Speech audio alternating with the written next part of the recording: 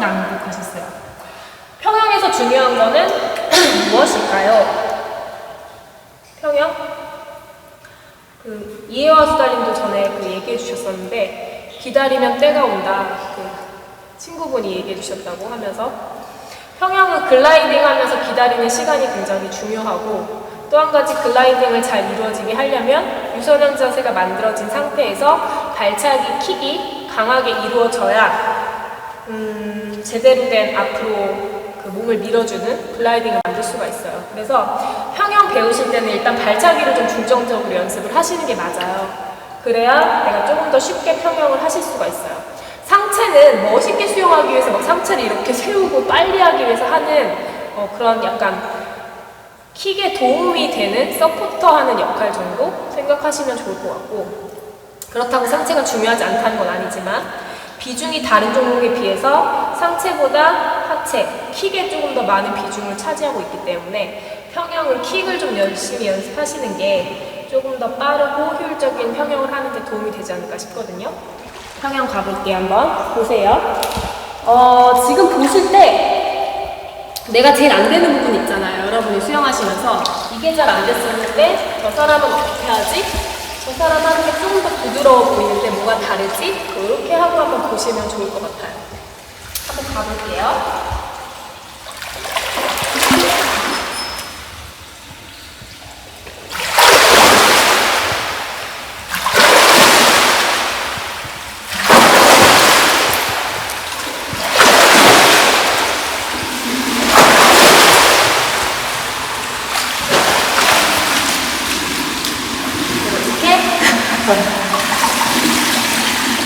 제 최근에 올라온 영상 중에 평형 타이밍 맞추기하는 영상들이 좀 많이 올라왔거든요. 타이밍이 중요하죠. 킥과 풀을 동시에 하는 것이 아니라 킥과 풀을 따로따로 연습하셔서 타이밍을 맞춰가시는 게 조금 더 수월하시거든요. 타이밍 잘 안 맞아서 고생하시는 분들, 그 영상 좀 참고해 주셔도 좋을 것 같고, 발차기 연습 같은 경우에는 힙한 작업도 많이 하시고 제자리에서도 많이 하시고 하는데 평형은 사실 좀 시간을 오래 두고 연습하시는 게 좋을 것 같아요. 단기간에 빨리 되시는 분들은 타고나신 분들 유연성도 조금 받쳐주시고 좀 타고나신 분들이고, 평형 발차기가 대체적으로 자유형 배우고 나서 배우는 종목인데 완전히 다르잖아요. 불을 눌러주는 게 아니라 뒤로 밀어주잖아요. 평형 발차기는. 그렇기 때문에 처음 배우실 때 어려운 게 당연한 거라고 생각이 들어요. 그래서 조금 시간을 가지고 차근차근 연습하시는 게 좋지 않을까 싶고, 발차기는 뭐 킥판 잡고도 좀 연습해보시고 킥판 없이도 연습해보시고 하는 게 좋고, 개인적으로 평형 발차기는 킥판 잡고 연습하실 때 고개를 들고 물론 하시는 분도 계시겠지만 처음 연습하실 때는 킥판 아래쪽 잡고 머리 넣고 발차기 연습하시는 거 저는 좀 추천드리고 싶어요. 그래야 내가 타이밍 연습도 자연스럽게 같이 하실 수 있거든요. 킥판 아래 잡고 여기서 그냥 할게요. 발차기 한 번에 호흡 한 번.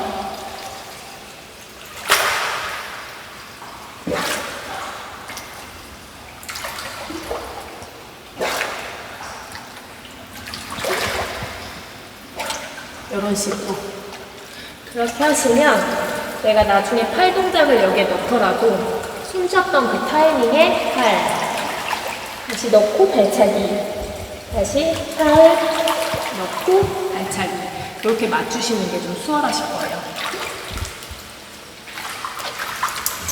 그리고 가장 중요한 건 뭘까요?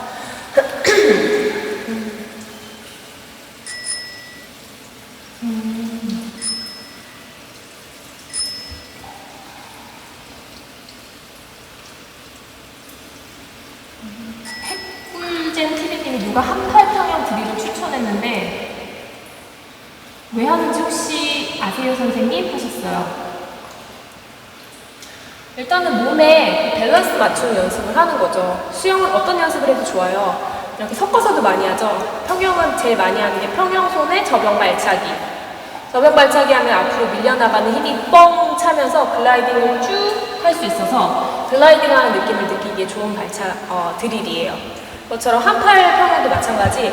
한쪽만 하면서 내 몸을 유지할 수 있는 밸런스를 맞출 수 있는 그런 능력을 키울 수 있는 드릴인 거죠. 근데 사실 많이 하지는 않는 것 같아요. 필요에 의해서 하기도 하지만. 한은중 철인 삼종님이 한팔 평형이라니 대체 뭐죠 하셨는데, 그냥 평형이랑 똑같은데 한쪽 팔 넣고 한쪽 팔만 평형팔 하시는 거예요. 이렇게. 특이하죠? 한 번씩 해보세요. 그러니까 좀 재밌게 수영하시는 게 좋잖아요. 가서 오늘은 좀 새로운 거 내가 뭔가 해보고 싶다 하시면 그런 드릴도 해보시는 거 좋을 것 같아요. 밥버거님? 평형손 뻗을 때 찌르는 방향 궁금해요. 앞으로 찌르는지 대각 아래로 찌르는지 궁금해요 하셨는데, 느낌은 그냥 앞으로 찌른다고 생각하고 하시는 게 맞아요. 왜냐면 상체가 떴다가 가라앉잖아요. 그래서 저도 평형할 때, 저도 영상을 찍어서 제 모습을 보면 평형할 때 이렇게 저도 아래로 내려가거든요. 저는 웨이브가 좀 큰 평형이라서 편한 수영을 좋아해서 그래요. 근데 이거를 밑으로 들어간다 생각하고 평형을 하시는 게 아니라 앞으로 찌른다는 느낌으로 수영하셔도 몸이 가라앉으면서 어느 정도는 내려갔다가 뜨게 되어 있어요. 무슨 말인지 이해하시죠? 그래서 앞으로 찌르는 게 좋을 것 같다.